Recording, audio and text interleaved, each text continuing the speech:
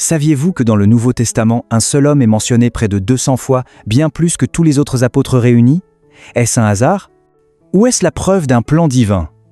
Aujourd'hui, nous allons plonger au cœur de l'histoire et de la Bible pour répondre à une question qui divise les chrétiens depuis des siècles. Pierre était-il vraiment le chef de l'Église primitive et le premier pape? Restez avec nous, car ce que nous allons découvrir va bien au-delà d'un simple titre honorifique. C'est une question d'autorité divine. Tout commence au bord du lac de Galilée. Jésus rencontre Simon, un simple pêcheur. Mais Jésus ne cherche pas seulement des disciples, il bâtit une institution. Regardez ce moment clé dans Matthieu 6, 18. Jésus change le nom de Simon, il l'appelle Képhas, Pierre. Dans la Bible, un changement de nom signale toujours une nouvelle mission, comme pour Abraham ou Jacob. Jésus déclare « Tu es Pierre, et sur cette pierre je bâtirai mon église ». Notez bien, il ne dit pas « sur ta foi », mais « sur cette pierre », désignant la personne de Pierre. Il institue ici un fondement visible et solide pour garantir l'unité de son Église face aux puissances de la mort. Mais l'argument le plus puissant se trouve au verset suivant. Jésus remet à Pierre les clés du royaume des cieux. Pour un juif du 1er siècle, c'est une référence directe au prophète Isaïe, chapitre 22. Les clés ne sont pas un simple bijou. Elles symbolisent la charge de premier ministre dans le royaume davidique.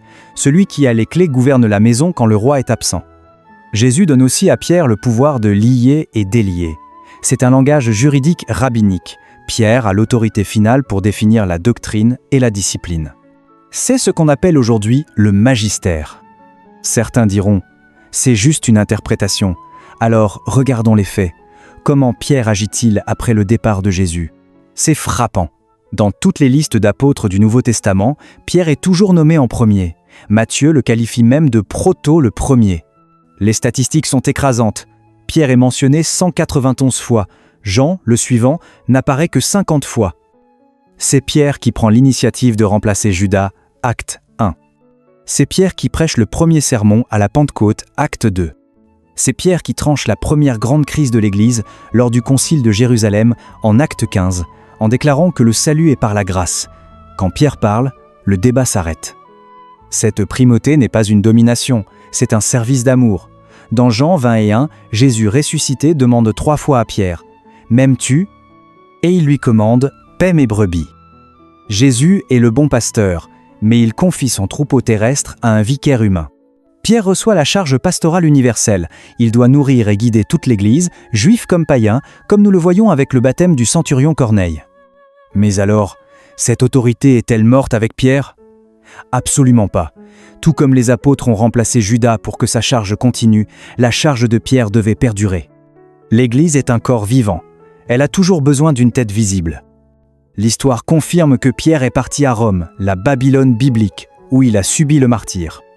Les premiers chrétiens et les pères de l'Église, comme Irénée ou Tertullien, témoignent unanimement que l'autorité de Pierre a été transmise à Line, puis à Clay, puis à Clément, jusqu'au pape actuel.